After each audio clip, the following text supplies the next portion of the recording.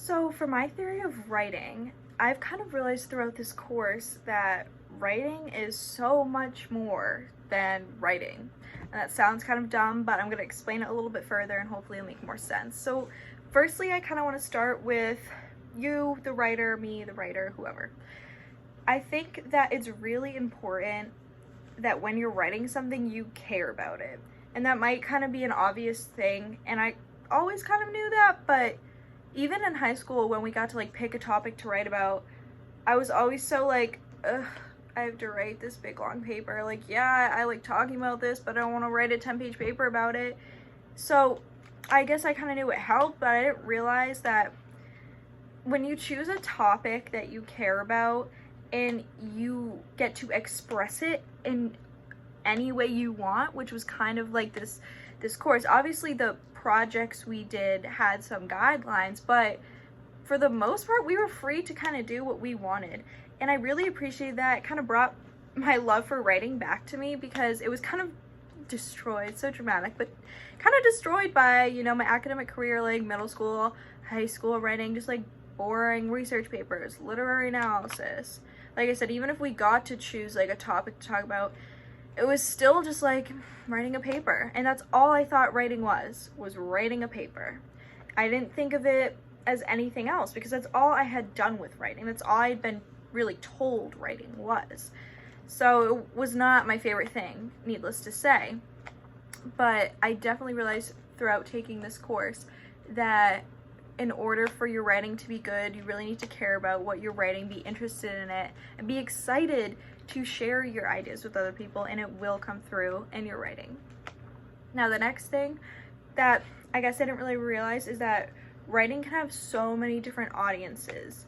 When you write something, you're not just writing it for anyone. Most likely, you're writing it for a specific someone or group of people to read and, you know, hopefully agree with your ideas and what you're putting forth. And again, this might sound simple, but I feel like it's all, maybe we all knew these things, or at least I knew these things, but they never really clicked in my head. Like, of course, you know, writing has audiences, but I didn't realize how much an audience can impact writing. So if you're writing for, you know, academia, you're probably going to be writing like a scholarly article or a very well-researched, well-written paper. Now, my favorite form of writing, maybe some people like that, but again, that's for that audience. Now, like for the genre remix project, when we, you know, got to choose a new audience and a new way to present the information, I kind of thought I wanted to present it to a more like common folk, like audience who would actually use this information. You know, sometimes when we read scholarly articles, we're like, no one needs this, this is stupid. Like sometimes I think that when I'm reading these things, like are very obscure topics. My topic wasn't even that obscure, but still, like I had never really heard anyone talk about it, about, you know, what nutrients does the mother need to be consuming for their fetus to have proper brain development. Like not what foods, what specific nutrients. Never heard about it, but you know, it kind of interested me, and I thought, well, obviously I think mothers-to-be or people who want to become pregnant should know about this.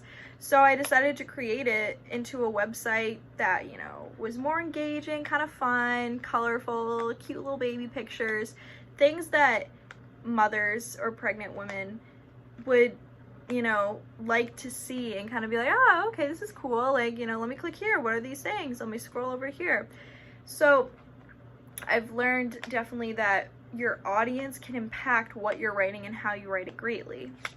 And lastly, I realized that what I mean by writing is so much more than writing is that it's not just a paper.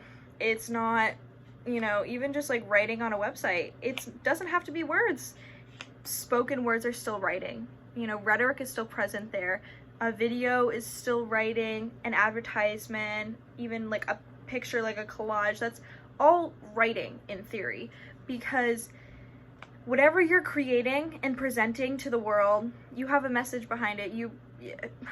Very rarely do you just say something or do something just for the heck of it. Like, you're doing it because you want to say something about it. You're giving your opinion on a topic, and however you do that, a picture, a video, maybe you're doing a paper, even like a text to a friend.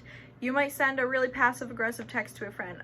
You obviously meant something behind that. Or even just like I don't know, even just, hey, like, here's my idea for this, you know, whatever you're doing, texting is writing. You know, it doesn't have to be this big formal thing that we think about. So I guess my final theory of writing, to kind of condense everything I've said, is that writing, to make a metaphor or analogy, is just the car, and you're packing your ideas and your rhetoric choices and your audience all in that car, and you're going with it. Writing is just the mode, the vehicle for which you're presenting your ideas to people. And like I said, you're packing that car, that writing, with all these different components to make it really great. So yeah, that's my theory of writing. Writing is a car.